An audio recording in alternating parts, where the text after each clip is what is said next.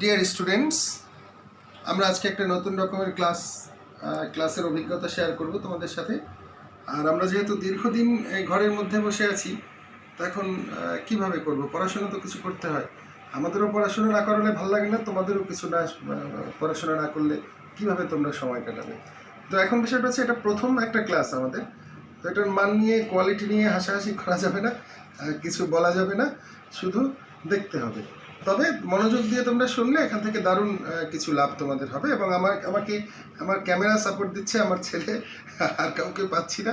আমরা চেষ্টা করছিলাম এর আগেও, আমরা কিছু স্টুডেন্ট নিয়ে, কিন্তু আসলে হয় না, বড় ক্লাসরুমে ওরকম হয় না। তো আজকে বাসায় বসে আমরা প্রজেক্টর ছাড়াই ল্যাপটপ নিয়ে আমরা শুরু করেছি যে কিছু আমরা এখান থেকে তোমাদের কিছু প্রোভাইড করতে পারি কিনা। তো আজকে আমরা এমন একটা ইউনিট সিলেক্ট করেছি যে ইউনিটটা আসলে খুব কম পড়া হয় তোমাদের, তোমরা পড়তে চাও না এটা, কিন্তু এত চমৎকার ইউনিট, ভেতরে ঢুকলে পরে বোঝা যায় যে এটা আসলে খুব সুন্দর, তোমাদের অনেক ভালো লাগবে। এবং ইউনিটের নামটা দেখলেই তোমরা বুঝবে। ইউনিটের নাম হচ্ছে ট্যুরস অ্যান্ড ট্রাভেলস। ইউনো যে ট্যুরস অ্যান্ড ট্রাভেলস কতটা প্রিয় আমার এবং আমাদের সবার। তো সেরকম একটা সুন্দর ইউনিট আমরা পড়বো, যেটা নতুন যারা আছো ফার্স্ট ইয়ারে তাদের হচ্ছে ইউনিট 11-এ, আর যারা সেকেন্ড ইয়ারে আছো ওদের হচ্ছে ইউনিট 15। তো সেই ট্যুরস অ্যান্ড ট্রাভেলসের প্রথম এখানে 4টা লেসন আছে। আমি একটু বলে রাখি যে 4টা লেসন, আমাদের 4টা লেসনই হচ্ছে ভ্রমণ বিষয়ক।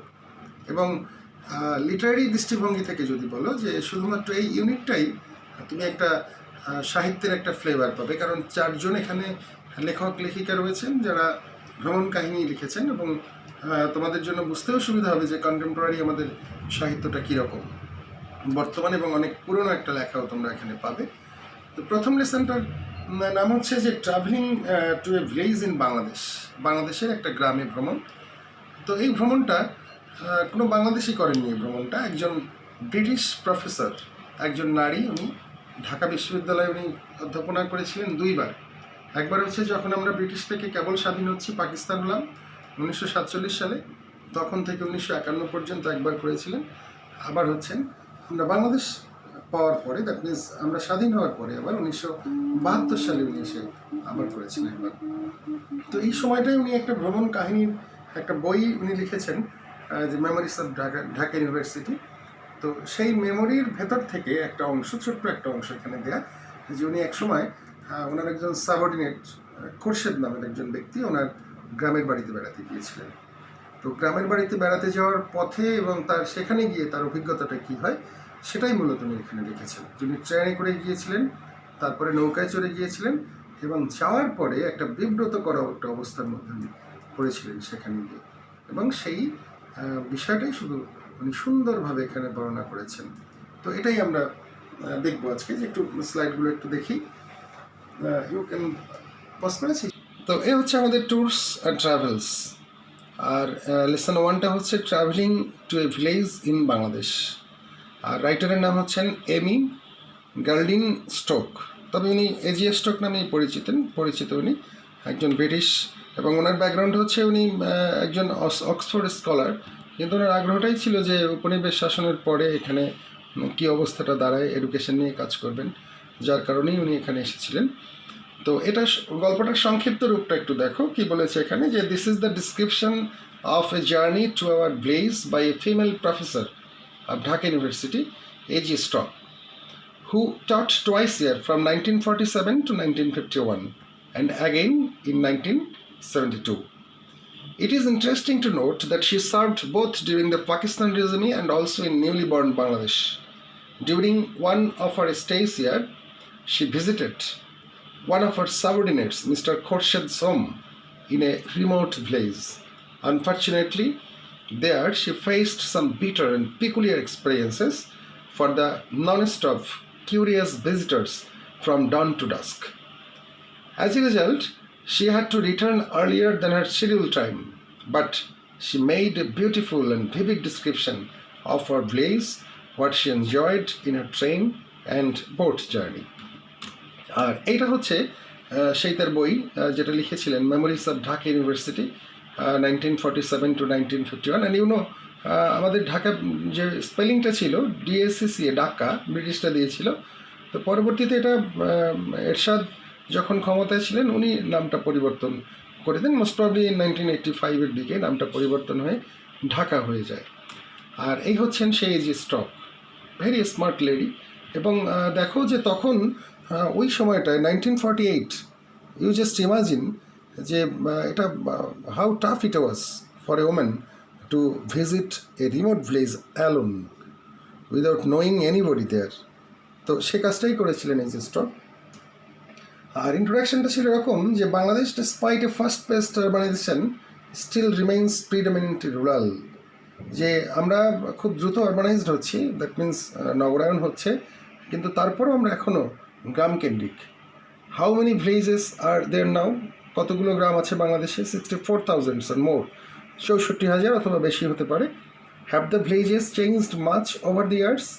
মানে এই সময়ের মধ্যে গ্রামগুলো কি অনেক পরিবর্তন হয়ে গেছে? How did they respond to the onslaught of urbanisation আর march of development of growth in education? যে কীভাবে এরা রেসপন্স করছে যে আমাদের এই ডেভেলপমেন্ট যে হচ্ছে, ব্যাপক রকমের আমাদের আরবানাইজেশন হচ্ছে, তাদের রেসপন্সটা কীরকম, এটা তোমাকে লিখতে হবে। In the following extract we will see A Bangladeshi village and the villagers through the eyes of N English professor from England who taught in Dhaka university twice, first between 1947 and 1951 and again in 1972. তো এখানে কিছু word meaning দেওয়া আছে, এটা সহজ আছে, দরকার নেই। তো ওনার জার্নিটা একটু দেখো, জার্নির আউটলাইনটা। উনি প্রথম ঢাকা থেকে ট্রেনে চড়েছিলেন, ট্রেনে চড়ে উনি গিয়েছিলেন সোনাইমুড়ি, যেটা বর্তমান নোয়াখালী জেলার মধ্যে যেটা পড়েছে সোনাইমুড়ি, প্রায় 152 কিলোমিটার ডিস্টেন্স ছিল। কোনো এক মুনলিট নাইটে উনি যাত্রাটা করেছিলেন। তো এখান থেকে তার যাত্রা শুরু হয়। তো কীভাবে শুরু হলো দেখি। এবং এরকম গ্রামের ভেতর থেকে তিনি গিয়েছিলেন, তিনি বর্ষাকালে মূলত জুলাই মাসে জার্নিটা করেছিলেন। তো এরকম গ্রামের ভেতর থেকে যখন মাঠ পানিতে ভরা ছিল, ওরকম একটা সময় তিনি গিয়েছিলেন। তো গল্পটা শুরু হয়েছিল এরকম যে we set out on the evening of July 21। আমরা 21 তারিখে শুরু করেছিলাম জুলাইয়ের জার্নিটা। Food was scarce in the place, গ্রামে খাবারের অভাব ছিল। So Abdul packed suitcase with 2 loaves and some tea and tins of milk. Abdul ছিলেন ওনার কুক, মানে পাচক, রান্না করতো। তিনি ওনার জন্য পাউরুটি, চিজ, জ্যাম, দুধ এগুলো সব দিয়ে দিয়েছিলেন। We travel intermediate class in a close country train, not uncomfortably crowded, through a country of shadowy loveliness. যে আমরা খুব চমৎকার শ্যাডোই লাভলিনেস, একটা ছায়াময় সৌন্দর্যের মধ্য থেকে আমরা যাচ্ছিলাম সেই ট্রেনে করে। It was a moonlit night of broken soft clouds. এটা ছিল একটা জ্যোৎস্নাস্নাত রাত এবং ভাঙা ভাঙা টুকরো টুকরো মেঘে পূর্ণ ছিল আকাশ। The land was mostly under water with paddy and coco palms growing from it. যে যেখান থেকে নারিকেল, তারপরে ধান গাছ, তাল গাছ এগুলো দাঁড়িয়েছিল। And a few raised cart tracks and groups of cottages islanded among clumps of bushes. এবং সেখানে কিছু মালটানা গাড়ি ছিল আর কিছু ঘর ছিল, কটেজ, যেগুলো দ্বীপের মতো দাঁড়িয়েছিল। এবং ক্লাম্পস অফ বুশ, যে ঝোপঝাড়ের সেই ঝাঁকের, মানে ঝোপঝাড় প্লাবিত ছিল সেই মাঠটা, মাঝে মাঝে এরকম দাঁড়িয়েছিল দ্বীপের মতো। অল রিফ্লেক্টেড অ্যামং শ্যাডোস, সব কিছুই ছায়ায় প্রতিফলিত হচ্ছিল পানির মধ্যে। Here and there was the red glow of a cooking fire or the lantern of a fisherman's boat in open water. কোথাও কোথাও সেই মাছ ধরার যে নৌকোগুলো, সেখানে তারা যে রান্না করছিল, রান্নার আগুনটা এরকম একটা আভা ছড়াচ্ছিল, glow. At dawn, dawn means সেই উষালগ্নে, মানে খুব ভোরে, উই রিচড সোনাইমুড়ি, আমরা সোনাইমুড়ি গিয়ে পৌঁছেছিলাম। A small canal side station among white fields, একটা ছোট্ট খালের পাড়ে সে স্টেশনটা ছিল, বিশাল মাঠের পাশে। From there we had 8 more miles by country boat, some of it along the canal, some of it across the flooded paddy fields. কিছু ছিল খালের মধ্যে থেকে নৌকা গিয়েছিল, আবার কোথাও কোথাও সেই প্লাবিত ধান ক্ষেতের মধ্য থেকে নৌকাটা চলেছিল। তো এখানে দেখো যে আমরা যেটা দেখলাম এ পর্যন্ত, যে উনি কী করলো, সেই ট্রেনে চড়ে সেই যাত্রা শুরু করলো না, সোনাইমুড়ি গিয়ে পৌঁছলো খুব ভোরে। তো সেখান থেকে আবার সে প্রস্তুতি নিচ্ছে, সে নৌকায় করে তার আরও 8 মাইল যেতে হবে তার সেই হোস্টের বাড়িতে। ওনার নাম কি? খোরশেদ।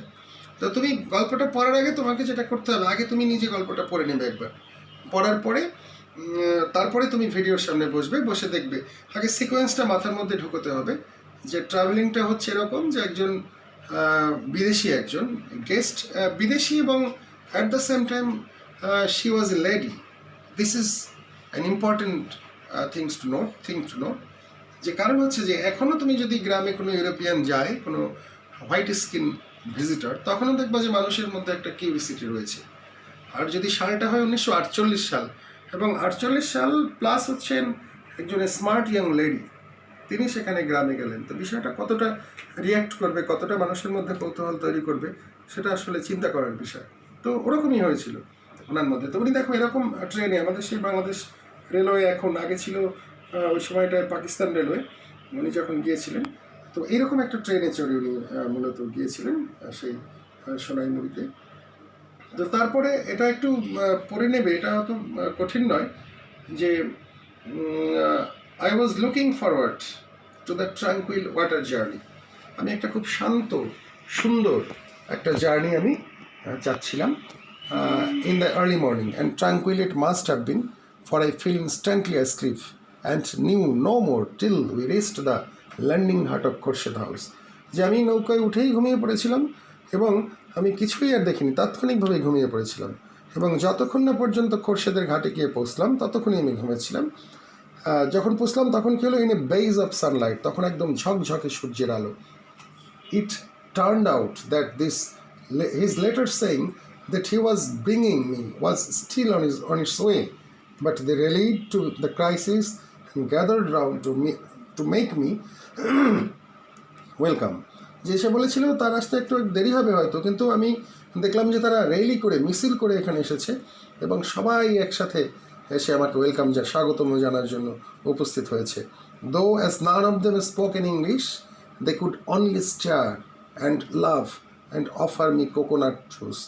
যদিও তারা কেউ ইংরেজি বলতেও পারে না, বুঝতেও পারে না, শুধু আমার দিকে তাকিয়েই থাকতো তারা, এবং আমাকে নারিকেলের পানি খেতে দিয়েছিল।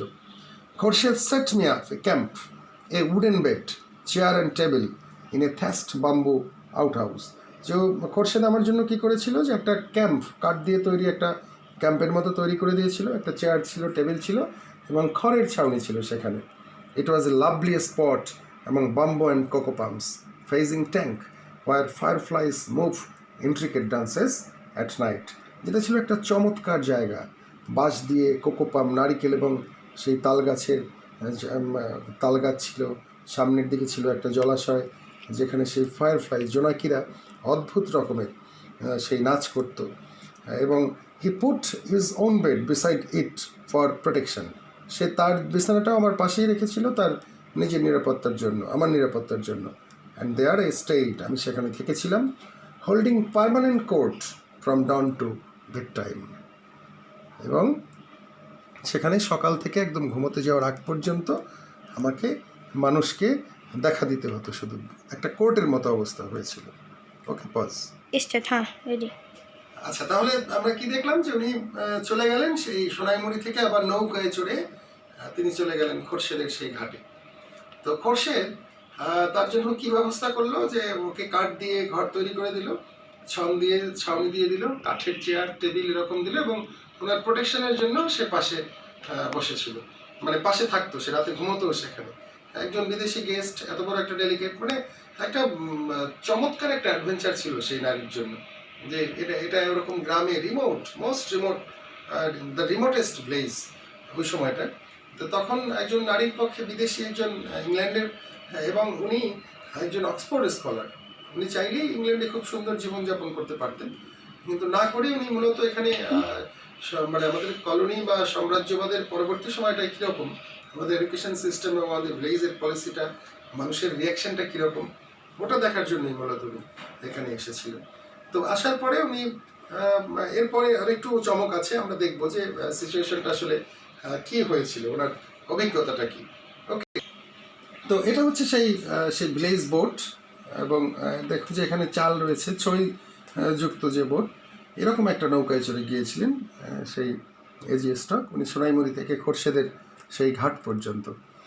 তো যাওয়ার পরে আমাদের দেখো যে চমকটা কী ছিল ওখানে, যে within village memory and that went back for some 2 centuries, I was the first European to go there. গ্রামের ইতিহাসে প্রায় 200 বছর ইতিহাসে আমিই ছিলাম সেই প্রথম ব্যক্তি যে এই গ্রামে গিয়েছিলাম। It was too remote even for a district commissioner to pass through. যে একজন ডিস্ট্রিক্ট কমিশনার এখানে আসতে পারেন না, এত রিমোট এই জায়গাটা। Also since I was a woman, the women could come at different times from the men to look at me without losing their characters. যে আমি যেহেতু একজন ওমেন, তারপরেও ওমেনরা আসতো দেখতে, তবে ভিন্ন সময়ে। পুরুষটা যখন আসতো তখন মহিলারা আসতো না তাকে দেখতে, কারণ তাদের মানে চরিত্র ঠিক রাখার জন্য। এটা একটু উনি আমাদের সেই সামাজিক তখনকার অবস্থা একটু মানে মূলত একটু রিডিকুল করেই ওটা আইরনিক্যালি বলেছেন এটা। People kept coming and coming, লোকজন শুধু আসতো আর আসতো। Only the rains and the fact that few of them were rich enough to have boats prevented them from coming from 10 miles round. যে শুধুমাত্র বৃষ্টি হলে অথবা যদি এমন হতো যে অনেক 10 মাইল যাদের নৌকা নেই, তারা নৌকা নেই যারা তারা হয়তো 10 মাইল দূর থেকে তারা আসতে পারতো না। এটা না হলে তারা আসতেই থাকতো। তো সেখানে যে আমরা কি করলাম যে এছাড়া লোকজন আসতেই থাকতো, সবসময় আসতেই থাকতো। When he saw that they would not stop coming, Khurshid fixed some curtains round the bed so that I could crawl behind them, and when I was tired of being looked at, যে তখন যখন দেখতো লোকজনকে থামাতে পারছে না, তখন খোরশেদ কী করলো, একটা পর্দা দিয়ে দিল আমার বেডের চারপাশে, যাতে করে ঘুমানোর সময় আমি কোনো মতে হামাগুড়ি দিয়ে ভেতরে ঢুকতে পারি। এবং যখন আমি ক্লান্ত হয়ে যাব, মানে আমাকে নিজেকে দেখাতে দেখাতে যখন ক্লান্ত হয়ে যাব, তখন যেন আমি এরকম করে হামাগুড়ি দিয়ে গিয়ে ঘুমোতে পারি। Like a zoo animal into its sleeping heart, যেমন করে চিড়িয়াখানার কোনো প্রাণী তার সেই শোয়ার ঘরে গিয়ে ঘুমিয়ে পড়ে, সেরকম অবস্থার মধ্যে পড়েছিলাম। Even then the little heart would fill up with women and children, এমনকি ওই তখন ওই ছোটো ঘরটা ওমেন এবং চিলড্রেনে ভরে যেত।